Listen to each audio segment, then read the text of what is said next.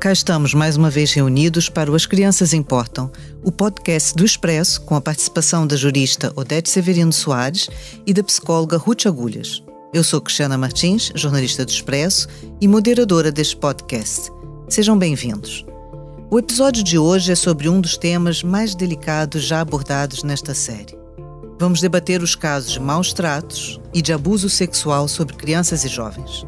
Em causa está o artigo 19º da Convenção sobre os Direitos das Crianças, segundo o qual os Estados devem tomar todas as medidas legislativas, administrativas, sociais e educativas adequadas à proteção da criança contra todas as formas de violência física ou mental, dano ou sevícia, abandono ou tratamento negligente, maus tratos ou exploração, incluindo a violência sexual, enquanto se encontrar sob a guarda de seus pais ou de um deles, dos representantes legais ou de qualquer outra pessoa a cuja guarda haja sido essa criança confiada.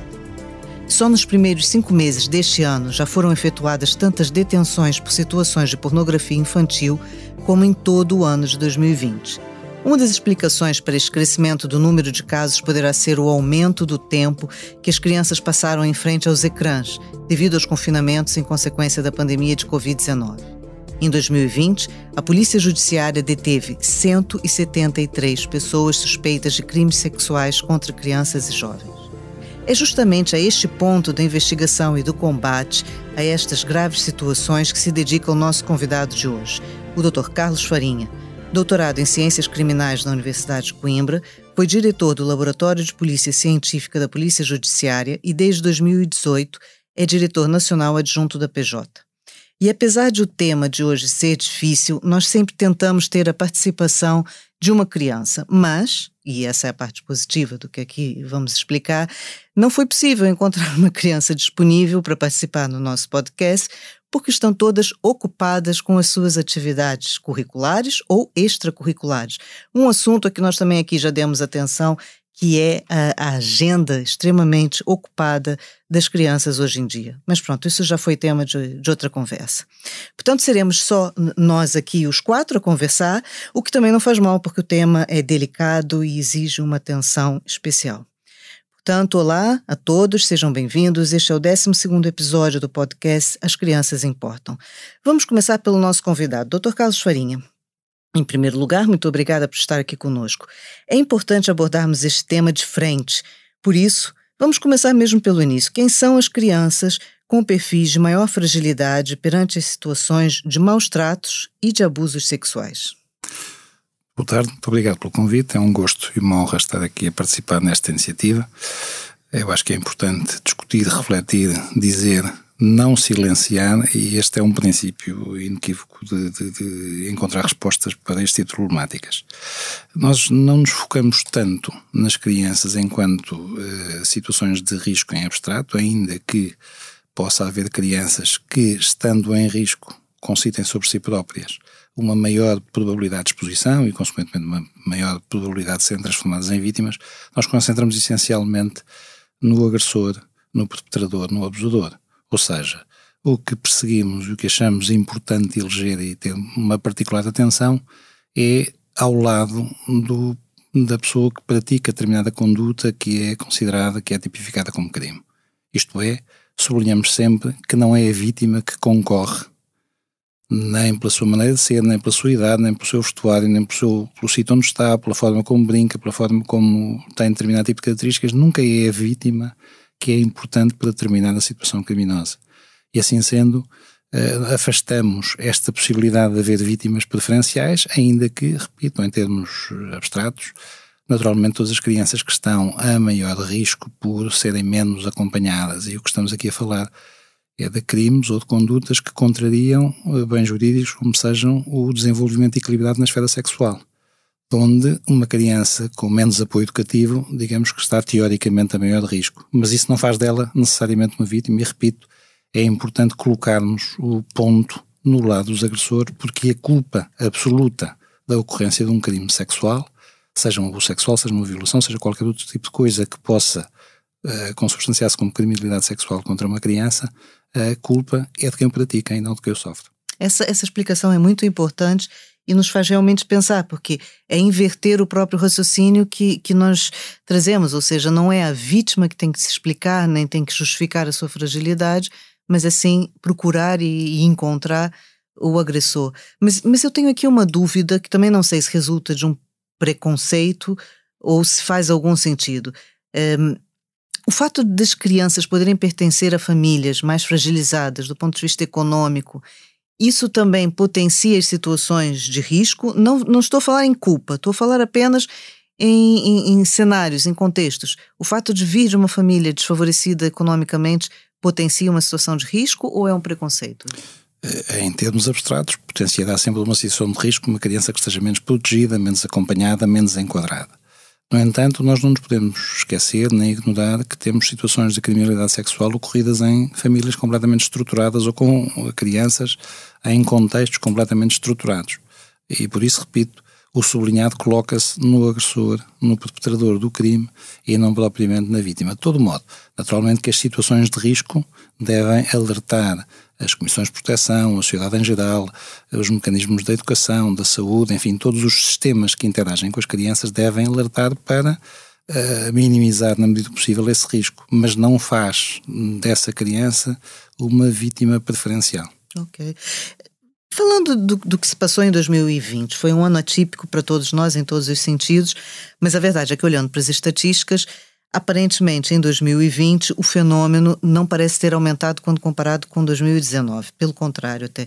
Isso aconteceu porque houve menos denúncias, porque as pessoas ficaram confinadas, vítimas e agressores, ou potenciais vítimas e potenciais agressores, ou não? E qual a influência da pandemia neste contexto, ou seja, por que as estatísticas trouxeram essa novidade? Nós, quando olhamos para as estatísticas, temos que olhar para elas de várias perspectivas. Desde logo porque, sendo um fenómeno que tem cifras negras, nunca sabemos se o que vemos é o iceberg, se vemos mais do iceberg ou se é o iceberg que está a aumentar. A criminalidade sexual contra crianças e jovens é uma criminalidade que se passa em vários patamares, ou que pode assumir vários patamares. Um patamar de proximidade, um patamar ocasional, em que não há nenhuma relação entre a vítima e o agressor prévia, e um patamar de contexto mediático. E o que nós verificamos em 2020 é que, por força do confinamento, as situações de aproveitamento da proximidade foram reduzidas. Porquê? Porque as pessoas estavam ainda confinadas, estavam muito mais próximas umas das outras e, portanto, aquelas pessoas que possam servir como alerta para situações de abuso no contexto de proximidade estavam mais próximas também e, portanto, estava mais difícil perpetrar desse tipo de situações. Também não podemos perder de vista, repito, que as nossas estatísticas assentam no número de inquéritos que vamos conhecendo. Eu estou convencido, até por força de um conjunto de critérios de que lançamos mão, que temos um acesso a uma parte muito significativa daquilo que acontece. Centramos esta convicção em que? No facto de haver cada vez menor tempo entre o que ocorre e a sinalização e também no facto dessas sinalizações aparecerem de mais origens.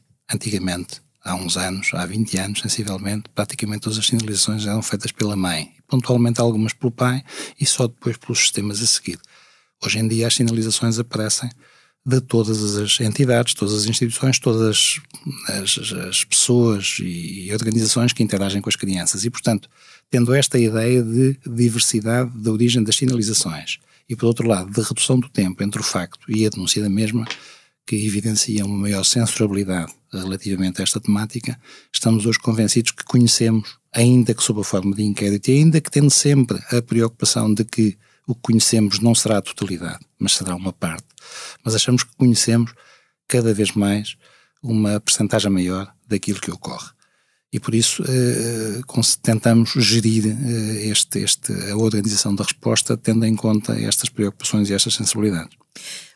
Me diga uma coisa, e então, pensando nessa sua resposta, a expectativa é em que em 2021 os números de alguma maneira voltem a aumentar porque as situações voltam a se proporcionar? Em termos globais, em 2020 nós tivemos mais processos do que em 2019, mas tivemos mais processos potenciados pelo número de processos na área da pornografia infantil. Ou seja, as relações internáuticas, se quisermos, a todos nós, à sociedade, tornaram-se muito mais presentes do que as relações interpessoais. Também é importante não ignorar ou não esquecer nunca que uma imagem de pornografia infantil, sendo um crime em si mesmo, é também a representação de um crime que aconteceu em qualquer lugar e com pessoas reais, num tempo real, num local real. É algo que nós nos esquecemos. Não? Muitas vezes esquecemos, muitas vezes estamos a colecionar imagens, a ver o número de fecheiros e apenas a pensar nesse lado, e esquecemos de procurar, ir à procura de tentar identificar quem são ali os intervenientes e já agora em que tempo é que aquilo aconteceu e onde é que aquilo aconteceu. Por vezes é possível, muitas vezes não é possível. De todo modo, o aumento global da criminalidade sexual contra crianças e jovens verificou-se em 2020, mas houve uma redução da faixa específica dos chamados abusos sexuais, sobretudo, estamos a falar de abusos sexuais intrafamiliares ou no contexto de proximidade de vizinhança ou de proximidade funcional. Aí houve muito menos relações interpessoais, houve muito mais proximidade de gente confinada e, portanto, houve muito menos condições para ocorrerem crimes e houve um abaixamento com algum significado, que foi compensado, passa a expressão, pela pornografia, pelo número de inquéritos no domínio da pornografia. E a pornografia, repito, é hoje um problema sério que nos preocupa, não só a pornografia enquanto tal, mas toda a chamada criminalidade sexual contra crianças e jovens online. Ou seja, não apenas a pornografia, mas as situações que decorrem de uma maior relação internautica, de uma maior relação de jogos, de uma maior capacidade ou possibilidade de chats de conversação, de insinuação de pessoas que se fazem passar por iguais das vítimas e não são iguais, são abusadores, querem exercer uma relação de domínio, portanto procuram explorar a vítima, mas beneficiam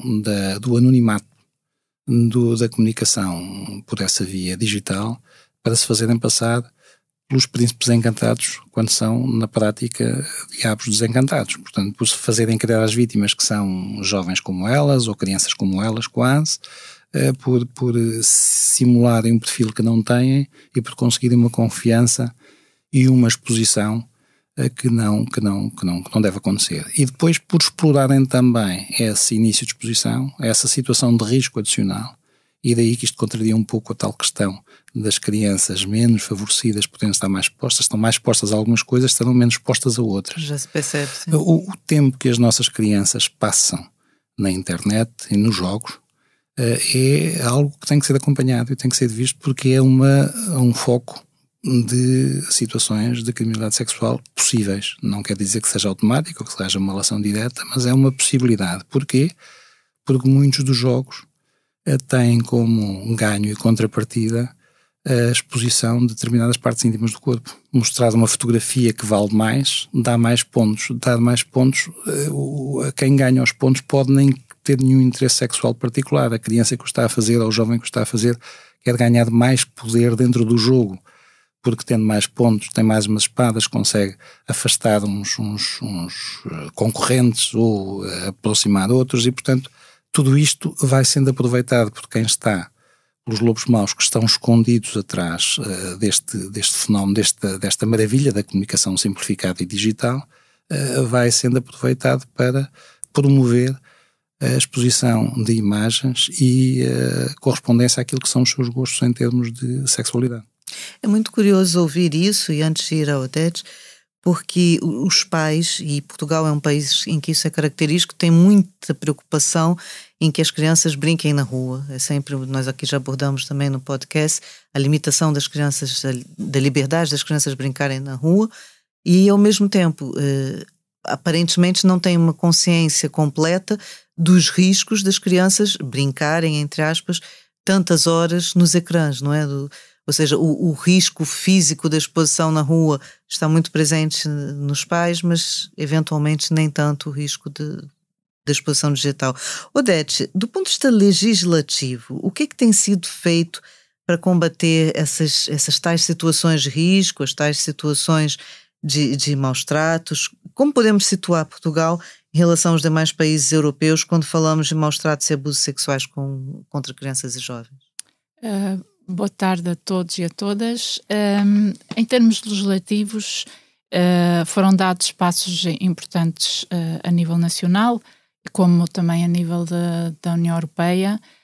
Em 2020 foi aprovada uma lei, a Lei 40, de 18 de agosto, que veio reforçar o quadro sancionatório e processual em matéria de crimes contra a liberdade e a autodeterminação sexual de menores, introduzindo no ordenamento jurídico interno um conjunto de alterações com vista ao aperfeiçoamento das respostas existentes em matéria de proteção das crianças contra a exploração e o abuso sexual, bem como veio introduzir medidas para impedir a proliferação, através da internet, de imagens lesivas da integridade das crianças, como a pornografia infantil.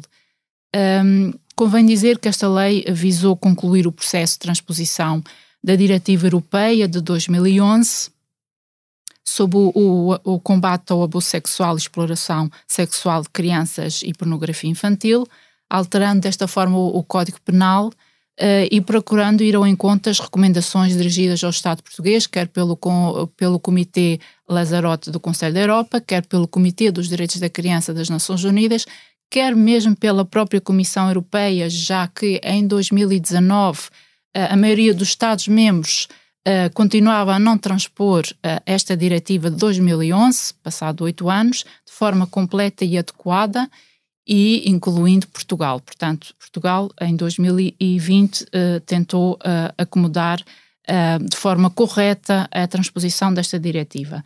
Neste sentido, em relação ao crime de pornografia de menores, o Código Penal prevê penas que variam entre a pena de prisão até 2 anos para os agentes que intencionalmente adquiram, detenham, acedam, obtenham ou facilitem o acesso através de sistema informático ou qualquer outro meio de materiais, como a fotografia e filme ou gravação pornográficos, e a pena de prisão de 1 a 8 anos para os casos em que o agente recorra à violência ou ameaça grave ou sejam praticados profissionalmente ou com intenção lucrativa. Em relação ao crime de aliciamento de menores para fins sexuais, o Código Penal pune com pena de prisão até 1 ano quem, sendo maior e por meio de tecnologias de informação e de comunicação, aliciar menor, se o aliciamento for seguido de atos materiais conducentes ao encontro. O agente é punido com pena de prisão até 2 anos. Convém referir que nesta matéria a União Europeia tem dado grande prioridade nesta matéria. Neste âmbito, a Comissão Europeia apresentou o ano passado uma nova estratégia para combater o abuso sexual de crianças, que vem propor uma série de iniciativas para o período 2020-2025, para melhorar a coordenação a nível dos Estados-membros e também para aperfeiçoar mecanismos de prevenção e investigação e apoio às vítimas. São várias as iniciativas definidas que vão desde a criação de um quadro legal robusto para a proteção das crianças contra o abuso sexual online, e isto vem na sequência da Diretiva de 2011, que continua a não ser devidamente transposta por grande parte dos Estados-membros, até à criação de um centro europeu para prevenir e combater o abuso sexual de crianças online, como também nova legislação para obrigar os prestadores de serviços online a detectar e denunciar às autoridades públicas materiais conhecidos com imagens de abusos sexuais de crianças. A este propósito foi aprovado este ano um regulamento muito importante, que é um regulamento com caráter temporário, que permite que os prestadores de serviços como a Google, a Amazon, a Apple continuem a combater voluntariamente conteúdos de pornografia infantil online, isto porque o novo Código Europeu das Comunicações Eletrónicas, que entrou em vigor em dezembro do ano passado, levou a que determinados serviços de comunicação online passassem a ser abrangidos pela Diretiva da Privacidade.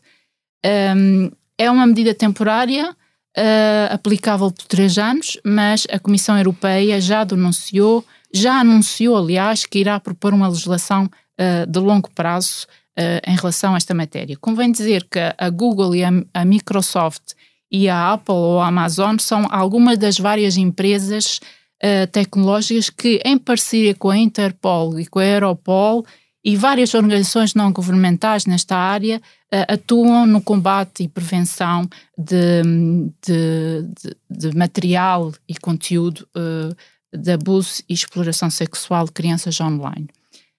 Em relação respondendo à última parte da questão da Cristiana, em relação ao posicionamento de Portugal, convém referir que nos últimos anos, segundo os dados disponibilizados pelo Centro Nacional de Crianças Exploradas e Desaparecidas dos Estados Unidos, que é muito conhecido, o abuso sexual online aumentou de forma assustadora na União Europeia. Passou-se de 23 mil casos em 2010 para 810 mil casos em 2019.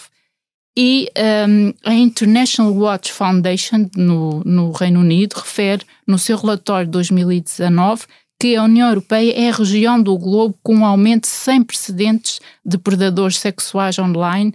Em cada 10 endereços de websites analisados com material de abuso sexual de crianças, 9 são alojados no espaço europeu, ou seja, 89%, e dos quais 71% estão localizados na Holanda. Pois isso faz pensar justamente naquilo que o Dr. Carlos Farinha tinha falado sobre o perfil das crianças desfavorecidas, né? Também pode-se aplicar às próprias regiões. Nós podíamos pensar que seriam regiões mais expostas em outras zonas do globo, mas não, o foco está aqui na Europa, não? Sim, e só referir em termos de a situação nacional, em relação a Portugal, e segundo o relatório de avaliação da ameaça do crime grave e organizado na União Europeia, lançado este ano, em abril deste ano, a Europol atribui a Portugal um nível moderado em termos de impacto no país em matéria de exploração sexual de crianças online. Portanto, a questão é saber, Dr. Carlos Farinha, se isso é por falta de dados, isso é um retrato completo ou é mesmo uma situação real? Não, penso que não será por falta de dados. A Europol lançou este relatório em abril, como disse a doutora, em abril. Curiosamente, foi a primeira vez que o lançou fora da sede da Europol e escolheu a sede da Polícia Judiciária para o lançar. Foi uma honra para todos nós e fez-lo cá porque é o relatório da criminalidade organizada europeia e um dos segmentos preocupantes, a criminalidade organizada é mais preocupante, foi justamente a criminalidade sexual e a exploração sexual de crianças e pornografia infantil. E, portanto, é um dos 8 segmentos. Nós pensamos que os nossos dados são fiáveis, que a avaliação que o Europol fez é igualmente fiável e pensamos também que, relativamente a estas organizações internacionais que muito têm ajudado e contribuído para a detecção deste tipo de conversação negativa digital, o futuro centro de prevenção que se perspectiva poder vir a ser instalado na Europa em 2022 tenha sede em Portugal. Estamos apostados nisso, fizemos algum trabalho nesse sentido de demonstração das razões porque é que poderia ser em Portugal e parece ter havido, quer da parte da Sra. Comissária dos Assuntos Internos Europeus, quer da parte do Sr. Comissário da Justiça, parece ter havido algum acolhimento, porque, repito, o trabalho que tem vindo a ser feito nesta área em termos de investigação criminal, e é dessa parte que eu me reporto, mas não será exclusivamente investigação criminal, há de ser um conjunto de outros sistemas que têm respondido, esforçado por responder bem, esse trabalho traz alguns créditos para Portugal e possivelmente a decisão será no sentido de instalar cá o Centro Europeu de Prevenção da exploração sexual e do abuso sexual em 2022. Só uma nota adicional.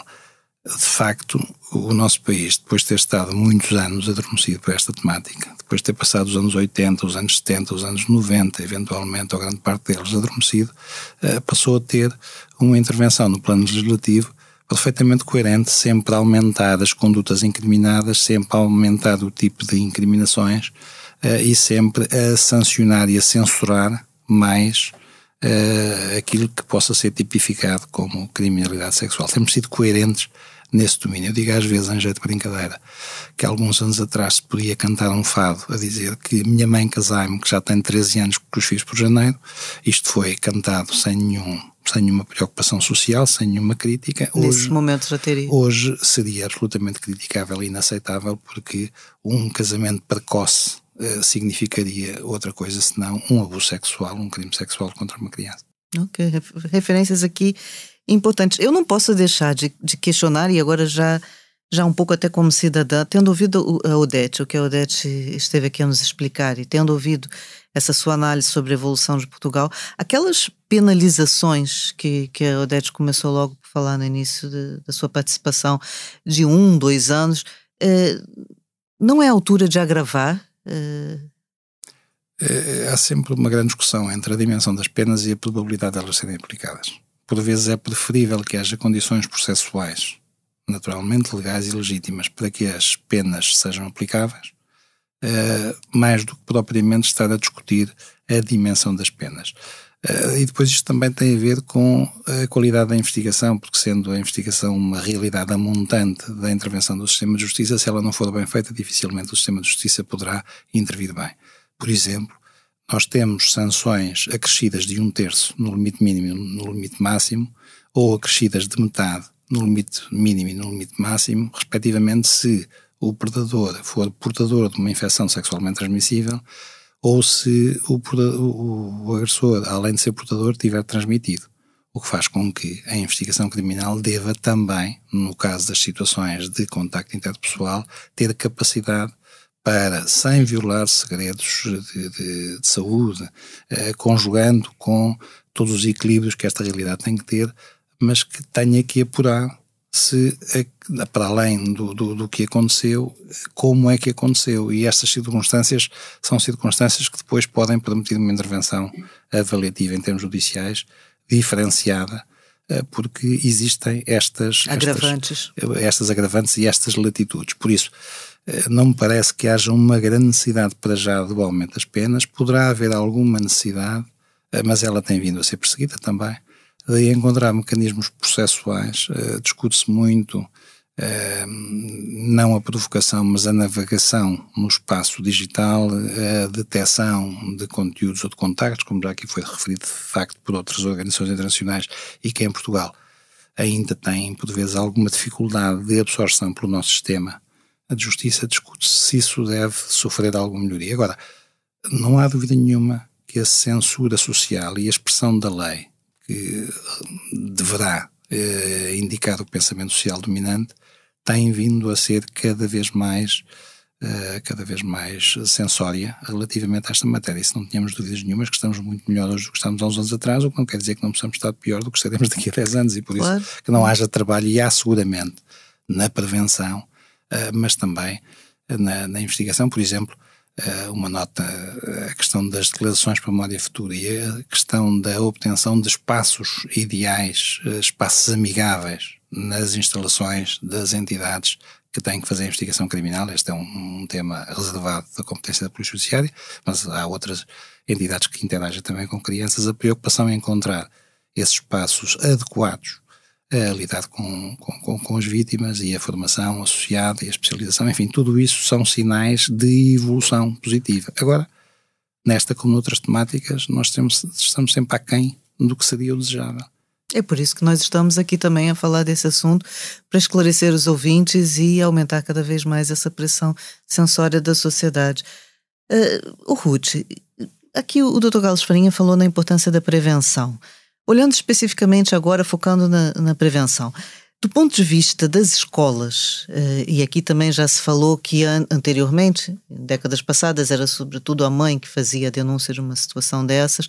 Nesse momento, eu imagino que as escolas tenham um papel relevante. Como é que as escolas podem se preparar para cada vez mais identificar e sinalizarem essas situações? Que alertas é que nós podemos deixar aqui no nosso programa aos ouvintes sobre sinais ou sintomas a que devem estar atentos? Olá a todos. Naturalmente, as escolas, os jardins de infância, os equipamentos de infância, de uma forma geral, são contextos muito importantes, porque sabemos que as crianças revelam a pessoas de confiança, e essas pessoas de confiança estão muitas vezes no contexto educativo. Falamos dos professores, dos educadores, mas também dos assistentes operacionais. E por isso é tão importante que junto destes contextos haja não apenas sensibilização, mas também formação sobre sinais de alerta a que devem estar atentos, procedimentos claros sobre o que fazer e o que não fazer, e também sobre as questões da prevenção primária. Relativamente aos sinais de alerta, é uma questão recorrente que as escolas colocam. Temos que salientar que, tirando os sinais físicos, que podem ser de facto mais específicos ou mais indicativos, aqui de uma possível situação de maltrato ou de abuso sexual, mas também são menos frequentes. Falamos de efeitos psicológicos, falamos de sinais de alerta comportamentais que de facto não são específicos nem exclusivos destas situações. Sabemos também que há crianças que são assintomáticas, até em percentagens bastante significativas, o que significa que não apresentam alterações de comportamento em termos de rendimento escolar, em termos da relação com os outros, em termos de humor e, portanto, também podem ser mais difíceis de detectar exatamente por essa ausência de sintomatologia. De qualquer das formas, quando comparamos crianças que são vítimas com crianças que não são vítimas, encontramos nas crianças vítimas de maus tratos e de abuso sexual mais sintomatologia, não só ansiosa, medos, preocupação, depressivos, a tristeza, o isolamento, o choro fácil e muitas vezes também alterações de comportamento, alterações no sono, na alimentação, sendo que estas são mais visíveis e observáveis, por exemplo, no pré-escolar. Crianças mais pequenas também apresentam muitas vezes regressão nos seus comportamentos. Nos mais velhos encontramos muitas vezes comportamentos desviantes, comportamentos de automutilação, até mesmo ideação ou tentativa de suicídio. Há também uma questão relevante que tem a ver com os comportamentos sexualizados, que muitas vezes as crianças apresentam e que é fundamental também ver como um sinal de alerta importante, mas mais uma vez não são prova de que a criança seja efetivamente vítima ou tenha vivido uma situação de abuso sexual. Há crianças que são vítimas de abuso sexual e que não apresentam estes comportamentos sexualizados e o contrário também é verdade. Temos crianças que apresentam comportamentos sexuais desajustados e não foram necessariamente vítimas de uma situação de abuso. Falamos, por exemplo, de comportamentos de masturbação muito frequentes ou muito intensos, reproduzirem nas brincadeiras ou na relação com os pares interações mais sexualizadas, de beijos, de toques, ou mesmo até a simular uma penetração, uma interação mais intrusiva. E, portanto, são todos estes sinais que é importante que os professores, os educadores de infância, de uma forma geral, a comunidade escolar conheça, que perceba que precisam de um olhar atento e precisam de perceber o que é que se passou, mas precisam também de saber o que fazer e o que não fazer perante estas situações. Eu começaria por dizer o que não fazer. O que não fazer, o que ainda acontece em algumas escolas, este tipo de comportamentos e que podem enviesar depois todo o processo de investigação e avaliação posterior, nomeadamente temos profissionais que entram em pânico, que ficam extremamente assustados, não acreditam na criança e dizem-lhe claramente que não acreditam, ou então culpabilizam a criança, perguntando, por exemplo, mas o que é que tu fizeste para isso acontecer? Mas como é que tu deixaste que isso te acontecesse? E, portanto, induzindo aqui uma sensação de culpa. Com crianças mais novas, em contextos de infância, por exemplo, deitar fora, por exemplo, fraldas, possam ter algum tipo de vestígio. Aconteceu não há muito tempo uma situação destas, dar banho à criança quando a criança tinha claramente indicadores físicos nos órgãos genitais, ou manter o silêncio, não é? Que é um bocadinho outra questão aqui muito preocupante, que é a escola achar que não tem que fazer nada e que, portanto, não vai aqui sinalizar esta situação. O que devem fazer então? Manter a calma, naturalmente, uma postura empática que permita conversarem com a criança e perceber o que é que se poderá ter passado, e quando eu digo perceber o que é que poderá ter-se passado, não é fazerem eles a avaliação da situação, porque poderão estar até inadvertidamente a contaminar o relato daquela criança e a prejudicar depois todo o processo de investigação posterior. Mas é preciso perceber, não é? Se a criança tem uma verbalização, se a criança entrega um desenho com uma determinada informação, é importante ouvir, escutar, fazer algumas perguntas para perceber o que é que se passa, transmitir que se acredita e que não se culpabiliza a criança, e é importante também naturalmente sinalizar e saber sinalizar, porque muitas vezes as escolas não sabem muito bem qual é que é o caminho correto, encaminham para o psicólogo da escola, encaminham para o psicólogo do centro de saúde, ou encaminham para uma outra entidade, por exemplo, uma organização que apoia comunitariamente aquela comunidade, e acabam por não ir para as portas de entrada corretas, que serão ou a saúde ou a polícia judiciária, que tem de facto aqui esta competência reservada e exclusiva de investigação deste tipo de crimes. A outra parte da pergunta da Cristiana dizia respeito às questões da prevenção. Efetivamente, esse é o caminho que nós temos que seguir em Portugal. Eu já trabalho nesta área há 23 anos e há 23 anos de facto não se falava de todo em prevenção primária do abuso sexual nas escolas e nos jardins de infância, que são assim os contextos por excelência onde esta prevenção pode começar por acontecer, naturalmente sempre pensando numa lógica sistémica, não é? Portanto, não apenas com as crianças ou com a comunidade escolar, mas sempre envolvendo a família e envolvendo a comunidade, não é? De uma forma geral, sempre nesta perspectiva da promoção de comportamentos saudáveis e de ambientes mais seguros. O que é importante? É importante transmitir a ideia de que já há muita investigação feita sobre programas de prevenção primária noutros países, nomeadamente o que é que já conseguimos perceber, o que é que de facto é mais eficaz e menos eficaz. Sabemos claramente que ações pontuais de sensibilização não têm qualquer eficácia. Portanto, quando uma escola organiza uma ação, um debate, porque é o dia X de novembro ou porque estamos no mês de abril, que é o mês da prevenção dos maus tratos, e portanto naquela semana ou naquele dia a escola fica muito focada nestas questões, mas depois não há uma continuidade, sabemos que isto não tem impacto em termos de desenvolvimento de competências e em termos destas crianças ficarem efetivamente mais resilientes e mais competentes na identificação de possíveis situações de risco e depois também no saber o que fazer, não é? Desenvolverem estratégias para lidar com a situação. Portanto, precisamos de ações que se desenvolvam ao longo do tempo e desde o ensino pré-escolar. A literatura é clara sobre isto.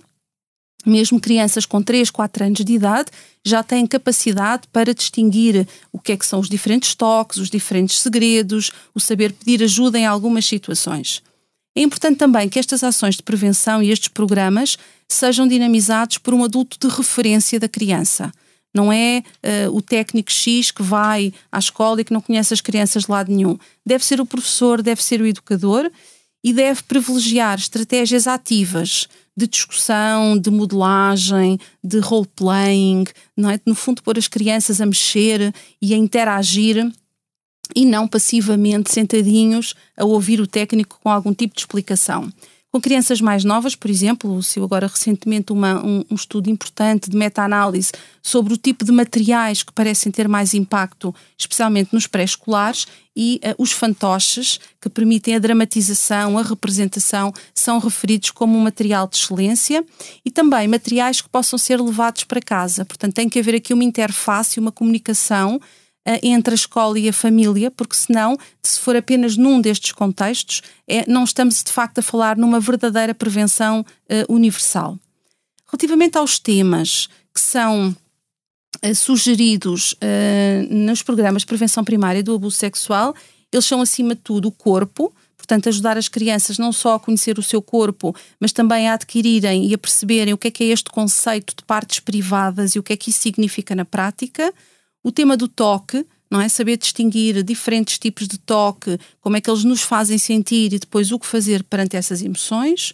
O tema das emoções é um tema transversal a todos os programas de prevenção, numa perspectiva de a criança saber distinguir, identificar e também expressar as diferentes emoções, seja verbalmente ou não verbalmente. É muito trabalhado também com as crianças a questão do não verbal, da mímica e como é que eles podem pedir ajuda ou mostrar que estão tristes ou com medo de uma forma não verbal. Depois temos o tema dos segredos, e esta é uma questão muito importante. Os adultos continuam a educar as crianças e os filhos com aquela ideia de que um segredo é para ser guardado, não é? E um bom menino guarda-se. Não. Os segredos podem ser guardados naturalmente se forem bons, e este conceito de bom segredo é um conceito importante logo desde o pré-escolar, que é aquele conceito de um segredo que me faz sentir bem, por exemplo, uma prenda que eu vou oferecer a alguém, uma surpresa que eu vou preparar para alguém de quem eu gosto. Temos depois os maus segredos, são aqueles segredos que nos dão dor de barriga, que nos fazem perder o sono, ficar com medo, tristes. Então, se temos estas emoções e estas alterações, são maus segredos, e os maus segredos devem ser revelados.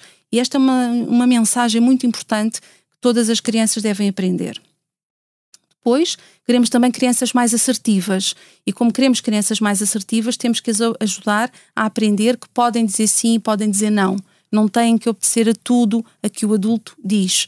Um estudo recente que eu e uma colega fizemos com uma amostra portuguesa, de facto as crianças respondem que sim, que têm que obedecer sempre ao adulto. Uma percentagem muito significativa de crianças em idade escolar diz isto. E isto é muito preocupante. As crianças têm que aprender também a dizer não, saber quando dizer não e como dizer não.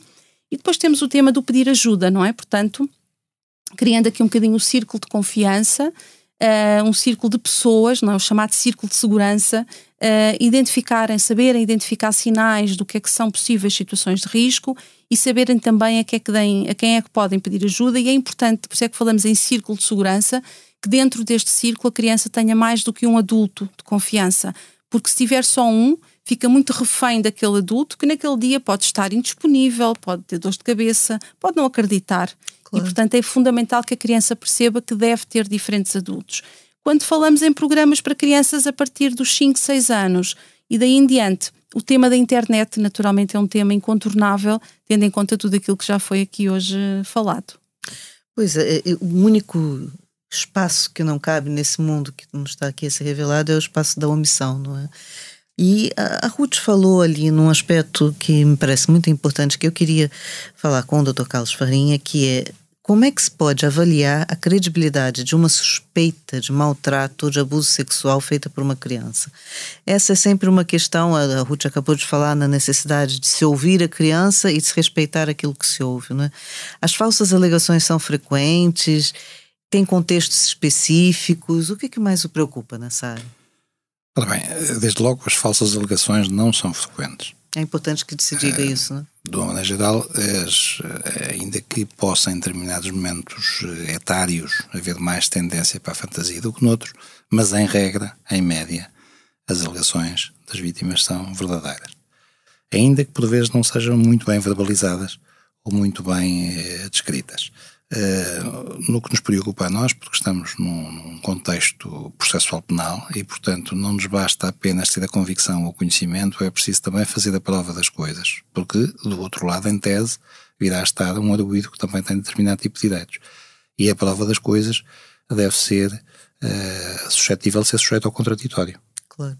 E, portanto, é isso que nos faz um Estado de Direito. A prova das coisas passa muito pela qualidade da entrevista dos nossos investigadores. Temos apostado nisso nos últimos 20 anos, nos últimos 23 anos, se quisermos, porque estamos mais ou menos contemporâneos nesta revolução interna relativamente a esta temática. Mas, portanto, a qualidade da entrevista. Por outro lado, a grande preocupação com a tentativa de objetivar essa mesma entrevista.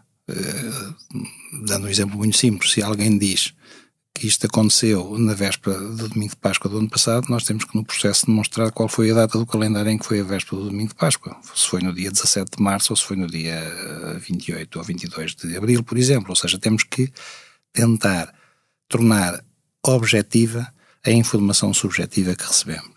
E por outro lado ainda, procuramos, na medida do possível, ainda que nem sempre seja possível, mas procuramos, na medida do possível, a salvaguardar a recolha de indícios, sejam indícios na pessoa, que caberá às estruturas de medicina legal, porque há uma reserva relativamente à colheita, em concreto nas pessoas, de vestígios, seja nas roupas, nos locais, nos contextos, que de alguma forma nos possam dar alguma informação científica ou suscetível a ter uma resposta científica que objetive aquele relato.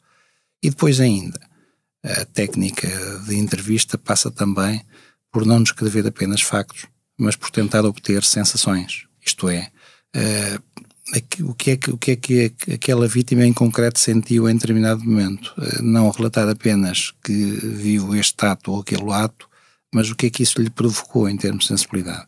Porque isto aumenta a credibilidade, repito, não numa perspectiva de desconfiança à partida da vítima, mas numa necessidade de tornar aquele relato um elemento probatório, até porque, infelizmente, por vezes, o relato da vítima é a peça principal probatória daquilo que aconteceu e, portanto, temos que blindar isto de forma a que, no final, possa haver uma decisão que seja justa, com respeito pelo contraditório, mas uma decisão que seja justa relativamente ao que terá ocorrido naquele contexto.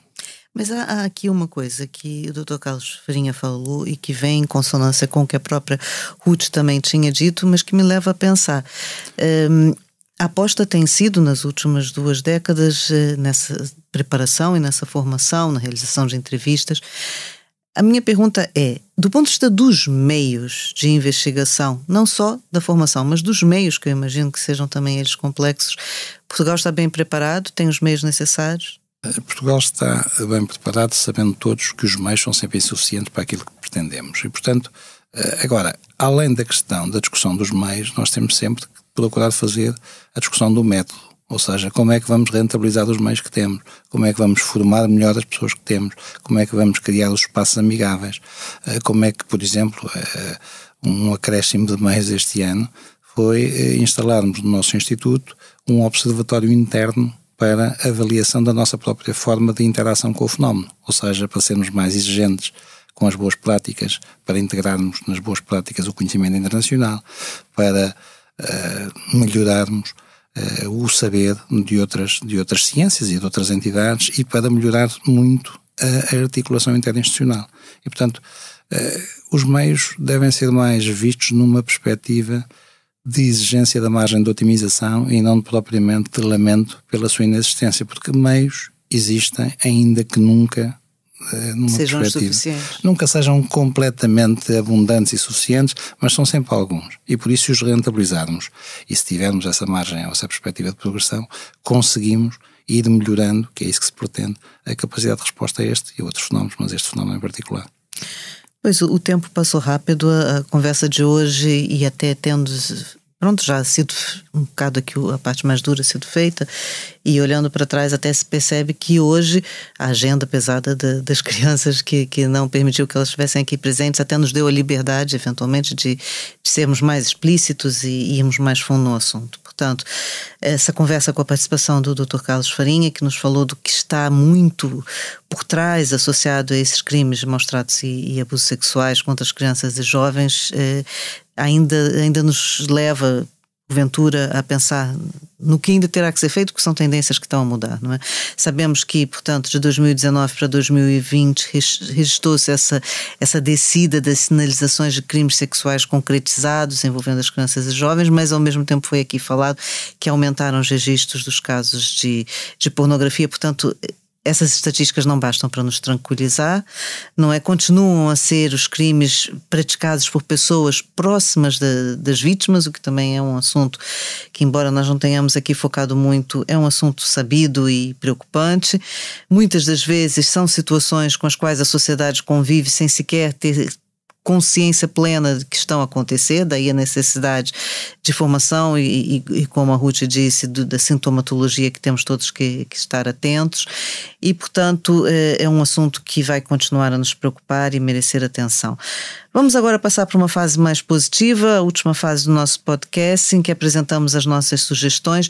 Odete, eu quero começar por si. Qual a sua sugestão para essa semana? O que é que nos traz? Eu sugiro um livro chamado Noah, da oficina do livro de Susana Cardoso Ferreira e com ilustrações de Raquel Costa, que abordam com extrema sensibilidade os temas da perda e da superação do luto, narrando a história de uma menina que vai viver com o avô depois de perder os pais num naufrágio. Pesado o tema. Sim, mas acho que é importante.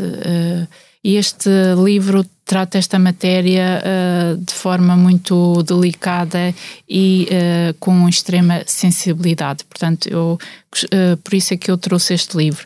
E também porque foi um livro que figura entre as melhores obras de literatura para crianças e jovens de 2021, selecionadas pela Biblioteca Internacional de Juventude, sediada em Munique, e esta biblioteca reúne anualmente uma seleção dos melhores livros para infância e juventude, publicados em vários países e em diversas línguas, e este livro realmente tocou-me muito, e por isso achei que deveria trazê-lo aqui. Pois bem, eu estava aqui a chamar a atenção para a gravidade do tema, mas eu também não trago um tema melhor. Eu me lembrei de ir buscar o Diário de Anne Frank em banda desenhada, que foi publicado em Portugal pela Porto Editora e que, penso eu, facilita também a compreensão pelas crianças e jovens de um exemplo real, de uma situação pesada durante a Segunda Guerra Mundial e que mostra até onde podem ir as situações de opressão. É verdade, é através desses temas e desses livros que abordam questões difíceis que também as crianças começam a pensar e a se relacionar com elas. Vamos ver se a Ruth nos trouxe uma sugestão mais positiva. Ruth, qual é a sua sugestão dessa quinzena? A minha sugestão vem na lógica da prevenção primária, materiais lúdicos que já temos em Portugal testados e disponíveis já há alguns anos e que eu, juntamente com a minha colega, a professora Joana Alexandre, no âmbito do ISCTE, temos vindo a desenvolver e a investigar. São materiais lúdicos, temos materiais, em 2016 publicámos primeiro para as crianças entre os 6 e os 10 anos, são as aventuras do Búzio e da Coral, são 2 personagens que andam pelo mar e vão tendo ali uma série de aventuras. E em 2017, um ano depois, desenvolvemos materiais para a idade pré-escolar, Picos e Avelã, à descoberta da Floresta do Tesouro. E, portanto, são materiais com base em evidências científicas, testados e pré-testados, e agora continuamos a testá-los, e, como já passaram alguns anos, já vamos tendo alguma evidência empírica do impacto e da eficácia destes materiais, que são, acima de tudo, utilizados em contexto escolar. E deixo uma sugestão também, estão todos convidados para agora, no próximo mês de novembro de 2021, vai ser apresentado um jogo digital e interativo disponibilizado gratuitamente para a faixa etária dos 12 a 14 anos, pensado acima de tudo para ser utilizado na escola, nomeadamente na disciplina de cidadania e nesses contextos onde temos alguns jovens. Chama-se Vila Segura, The Game, e portanto procura dar aqui um bocadinho de resposta às necessidades destas faixas etárias em concreto, 12 a 14 anos. Ok.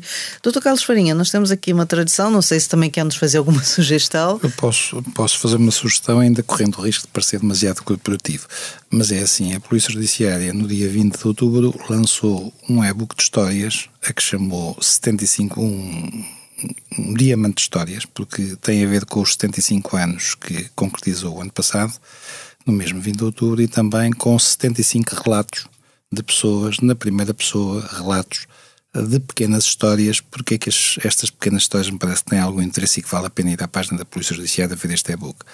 Por um lado, porque muitas delas têm um sentido de humor e nos fazem rir e ficar muito descontraído. E por outro lado, porque afirmam aquilo que é um dos valores institucionais que procuramos perseguir, que é o valor dos direitos humanos e o valor dos direitos fundamentais ao serviço da justiça. E estão lá, não é uma história rigorosa sob o ponto de vista institucional, mas é um conjunto de histórias que ajuda a perceber a história institucional, é o eu transformado no nós, e repito, quando mais não seja pelo bom humor. Sim, que nós todos precisamos. Que todas aquelas histórias, ou que muitas daquelas histórias têm, pelo humor por um lado e o sentido de amor por outro, que também lá está subjacente, o que não seria muito expectável, provavelmente, num conjunto de histórias associadas à Polícia Judiciária. É verdade, é inovador. Última coisa, nós pedimos sempre aos nossos convidados um desejo para o futuro. O desejo é que as coisas continuem no mesmo sentido, a melhorar. E que saibamos que hoje estamos melhores do que ontem, mas podemos estar menos bem do que amanhã, mas que vamos à procura do amanhã para estar melhor. Portanto, um otimismo marcado pelo esforço para melhorar, não é? Para continuar a procurar. Pela insatisfação positiva de obter a otimização das coisas. Exatamente. Muito obrigada a todos. Eu acho que aprendemos bastante hoje. Temos certeza de que a conversa, tenho certeza, não tenho mesmo nenhuma dúvida, terá sido útil a muitos ouvintes. Daqui a 15 dias cá estaremos outra vez, e até lá não se esqueçam de que estamos à espera das vossas partilhas, sugestões de temas, preocupações e conversas que gostariam de ter conosco e com os nossos convidados. Podem seguir e subscrever o As Crianças Importam nas plataformas que utilizam habitualmente para ouvir os podcasts e também no site expresso.pt. Até lá, muita saúde a todos e tudo de bom.